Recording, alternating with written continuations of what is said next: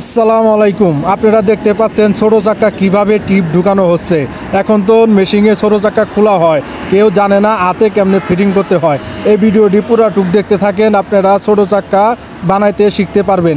এই ছোট চাক্কাটা কেমনে টিপ ঢুকায় তারপরে লাগানো হয়, আপনারা ভিডিওটি পুরাটুক দেখতে থাকেন। দেখেন আমি এখন ওই চাক্কার ভিতরে একটা ফুটা আসলো, গ্যারেজ দিয়ে দিছি। গ্যারেজ দেওয়ার পর সুন্দরভাবে এখন দেখেন আমি হাতুড়ি দিয়ে কেমনে চাক্কাটা ফিটিং করি। আপনারা ভিডিওটি দেখতে থাকেন পুরাটুকু। এই ভিডিওটি দেখলে আপনি কাম শিখতে পারবেন, অবশ্যই 100% আপনি কাম শিখতে পারবেন। এই কাম যদি একদিন শিখেন আপনি সহজে ভুলবেন না। এই কাম যদি আপনি শিখেন আপনি সব কামই করতে পারবেন হাতে কাজে।